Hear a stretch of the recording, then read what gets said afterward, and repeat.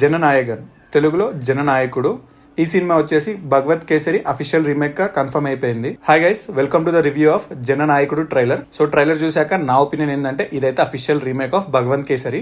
Trailer చూశాక నాకేమనిపించింది అంటే భగవంత్ కేసరి అప్గ్రేడెడ్ వర్షన్ ఈ జననాయకుడు.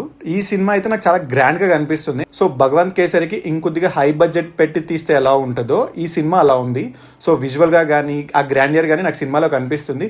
అండ్ అలానే విజయ్ తలపతి గారిని అయితే చాలా నీట్ గా ప్రెజెంట్ చేశారు. అండ్ ట్రైలర్ అయితే చాలా బాగుంది. ఆ గ్రాండ్ సెట్స్ కానీ అండ్ ఆ విజువల్స్ కానీ అండ్ ఆ ఫైట్స్ కానీ ఆ కెమెరా మూవ్మెంట్స్ కానీ అవన్నీ చాలా బాగా అనిపించాయి. సినిమాలో కొన్ని చేంజెస్ అయితే కనిపిస్తున్నాయి. Like villain backdrop story మార్చినట్టున్నారు. అండ్ అలానే హీరో గారి బ్యాక్ డ్రాప్ స్టోరీ కూడా కొంచెం మార్చినట్టున్నారు. అండ్ అలానే ఈ సినిమాలో కొన్ని పొలిటికల్ సీన్స్ కూడా యాడ్ చేశారు. ఎందుకంటే విజయ్ గారు తమిళ్లో రాజకీయాల్లోకి వెళ్ళబోతున్నారు. మేబీ దానికి సంబంధించిన కొన్ని సీన్స్ కూడా డైరెక్టర్ గారు కొంచెం కావాలని యాడ్ చేసినట్టున్నారు.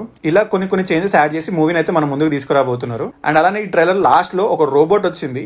నేను అనుకున్నది ఇదేంటి, ఇది మన సినిమాలో లేదు కదా, మేబీ వీళ్ళు ఇంకొంచెం డిఫరెంట్ గా తీసుకొద్దామని అనుకుంటున్నారేమో. బట్ ట్రైలర్ చూసినప్పుడు మాత్రం కొంచెం గ్రాండ్ గా చాలా నీట్ గా ప్రెజెంట్ చేశారు. నాకైతే ఎక్కడ డిసప్పాయింటింగ్ అనిపించలేదు. ట్రైలర్ చాలా బాగుంది. అండ్ ఇది విజయ్ గారి ఫేర్వెల్ మూవీ. ఎందుకంటే ఈ మూవీ తర్వాత విజయ్ గారు ఏ సినిమా తీయట్లేదు. ఇదైతే అఫీషియల్ గా ఆయనే కన్ఫర్మ్ చేశారు ఒక ఈవెంట్ లో. మాక్సిమం ఈ సినిమా తమిళ వాళ్ళు అయితే రీమేక్ అయినా పర్లేదు, విజయ్ గారి ఫేర్వెల్ మూవీ కాబట్టి ఖచ్చితంగా అందరూ చూస్తారు. జననాయకుడు ట్రైలర్ మీకు ఎలా అనిపించిందో కింద కామెంట్ సెక్షన్ లో రాయండి. And that's all for today video. And please subscribe to our channel వైబమ్ రోస్.